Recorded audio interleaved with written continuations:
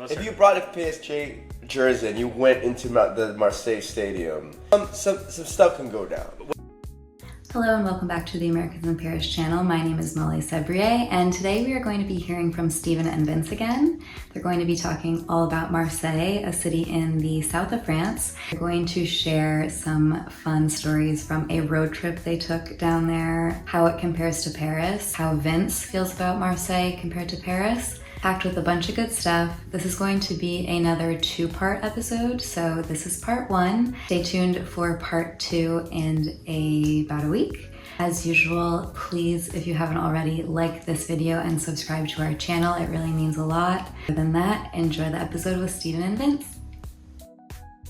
So we are here in the cockpit. Here is the chair, are the post-it notes. There are the multiple monitors. Even here is a hint of the whiteboard. Vince, what is this board over here? What's it for? Oh, well, this is for my movie. In the middle of rewrites about my movie, the title for my movie is Je m'appelle Alvi Balacoco. The main character is Alvi Balacoco. This Alvi Balacoco. Yeah. Was this character influenced by our 2022 trip to Marseille?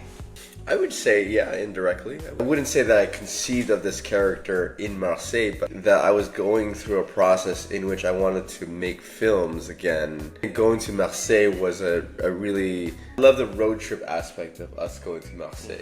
You know, with a cat. With my cat. You know, I love the adventures, and I think that those are the kinds of movies I enjoy. I mean, the movie that I'm doing is a road trip movie. And so what I do love about, one of the things I love about Paris is that, you know, it surprises you all the time. So you're always kind of in this moment at some point where you're at the fork in the road and you have to pick one or the other. Anyway, so yeah, I mean, I think those adventures certainly had a lot to do with where the movie is right now. I had a lot of fun coming back from this trip with Vince. In part, we hiked some of the most scenic parts of France. There's a beautiful UNESCO place, I'm pretty sure it's UNESCO rated, called Les Calanques. I would show pictures to my French friends, and they'd say, Thailand?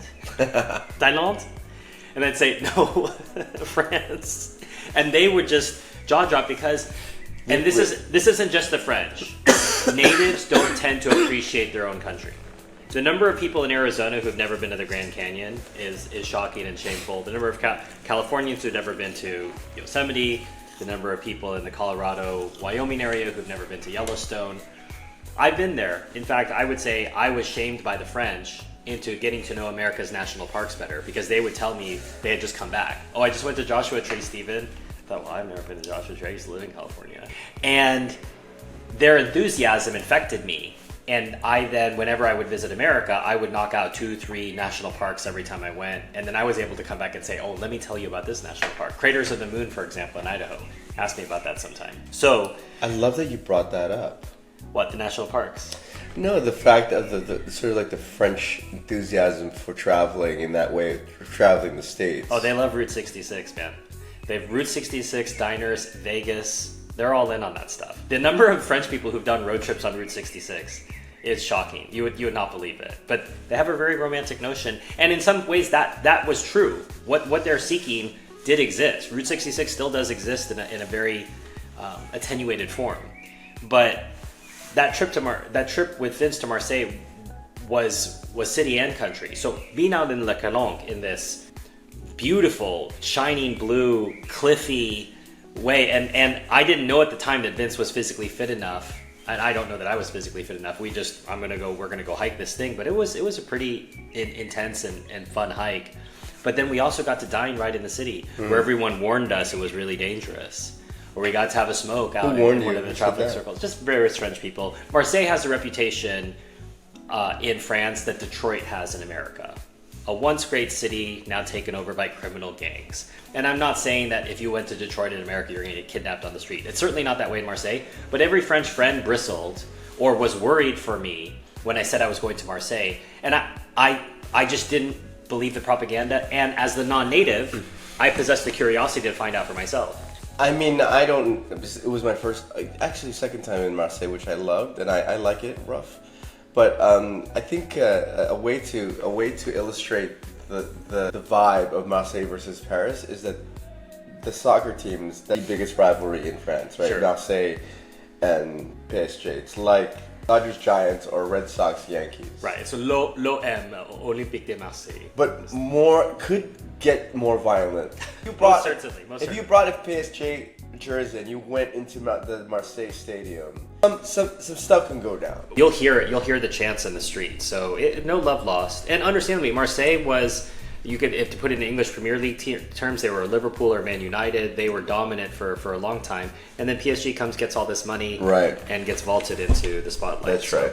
I understand where Marseille from, and they're very proud of their team. And Marseille has always punched above its weight. I'm all for Marseille representing itself better over time, but PSG has really distorted the French soccer market, and as a result, things are messed up for everybody. Marseille was not messed up when we went to go visit it. Yeah, I loved it. Part of it was the sunshine. California boy, former California boy. I spent 10 years of my life in California, Southern California. Yeah. So I'm used to it being sunny most of the year. So we go down there from Paris, and it's sunny, there's the water nearby. Olive oil and tomatoes are part of the diet. It was this time 3 years ago. Yeah. For those wondering, we're shooting this in April, May of 2025. And it's a beautiful time of year to travel in France, the shoulder season, May and September. But we're referring to the cat, and Maddie. But I like cats in general. I like animals in general. I love life. I love seeing animals express themselves, and cats are so intelligent. She loved Marseille. It's nuts. It was her. Well, you have to give that contrast of why did she love Marseille? How was her reaction to Paris? And then if you want to read Vince's article about how to get an animal to France, we'll put a link in the description because that's quite involved. It's a lot. It's a lot. She loved Marseille. She loved, Marseille was just ocean breezy and sunny and moving around the apartment. And she just loved, fur was just healthier and feline aura. She loved it. She really enjoyed being in Marseille, and I knew that because she's a Cali girl. And in Paris, it was tough. She was under the blanket all the time, and I didn't know it was Paris. I thought she was just gun shy from traveling. But you would be. Cats love stability. They love, getting to a cardboard box and staying there. She had a hard time in Paris. Really did. So bad. So Vince was able to see through an animal a different reaction, but I think he also observed a different feeling in himself. It's a bit more subtle. I wasn't able to look into Vince's soul, but as we were sitting there, we were actually doing some creative work on a potential podcast at the time, and he felt, it seemed, a little lighter. Felt like he felt a little more creative, a little bit more open to things. Not that Paris was holding him down, but that Marseille just offered a different spirit, a different liveliness. And I think if we're going to accomplish one thing in this series, would be the idea, if we're talking about Marseille as a series or other cities as a series, is that Paris takes up so much oxygen in the minds of Americans. There's so many other wonderful parts of France that never get any attention. And I would classify Marseille as that, one of those cities. Oh, definitely. I mean, Marseille is in a class of its own. I mean, it's got an edge. There are beaches there. It's the south of France. I mean, it's a different kind of France. And if you just never been to Paris and you've never been to France, then France is France everywhere to you. Mm-hmm. But if you remember the one time where you said, when I asked you, how are you able to tell the difference in the French accents? And it was just, at the time, how does that, I mean, they all sound the same to me. And today, I can tell now, oh, you don't live in Paris. There's even things like when they say parce que, as opposed to parce que. It's parce que. And so you're seeing or those things. If they're from Montreal, they say parce que. Do they really? But as Vince is noting, if you're still learning French, you're just struggling to. What did you say? Am I doing well? Yes, bien.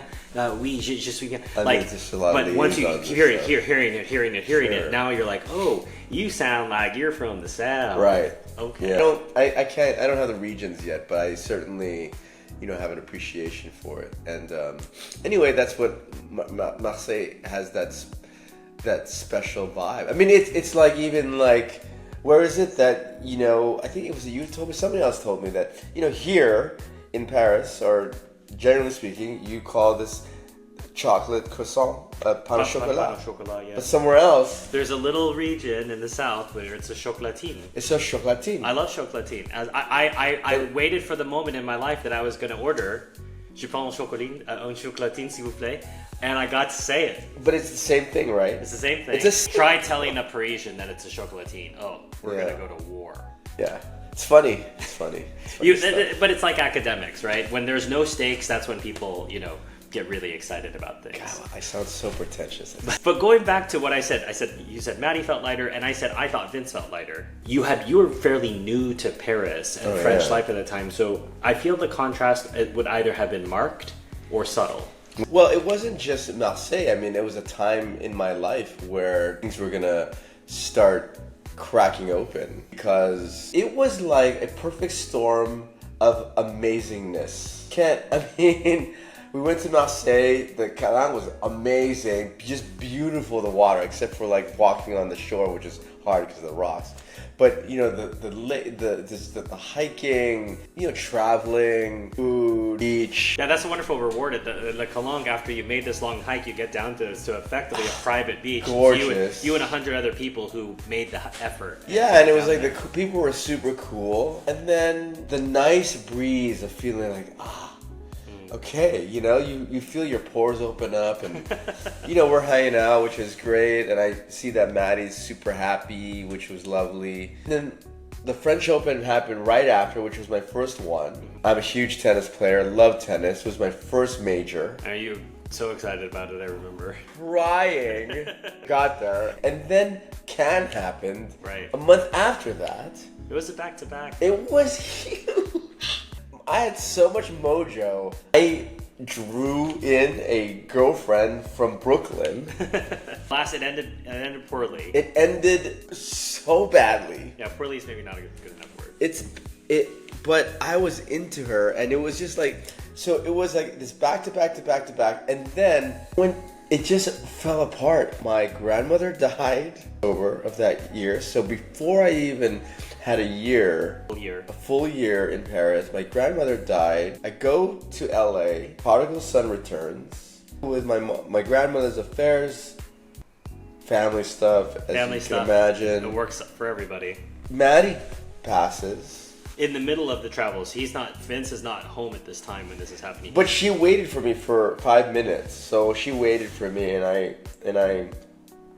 got to see her, but it crushed me.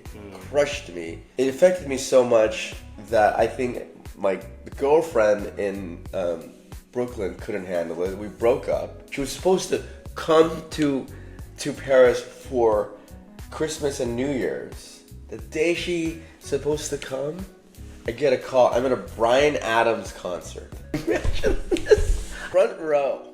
For the show, I get this breakup call. I'm not coming. Right. And at least you got a call. It's not a text or email. I'm not coming. And I couldn't do anything. I was at the concert. All the Bryan Adams songs were playing, and I'm just in tears. Singing these songs with Bryan Adams. What an experience, really. And so it crushed me. Like, it was almost like parents saying, I'm having too much of a good time. Let's bring you back down to earth. I hope you all enjoyed part 1 of Stephen and Vince's conversation about Marseille. Be sure to stay tuned for part 2 coming out next week. If you haven't already, please like this video and subscribe to our channel. We have 3 new videos per week. As usual, thank you so much for watching. See you soon et à bientôt!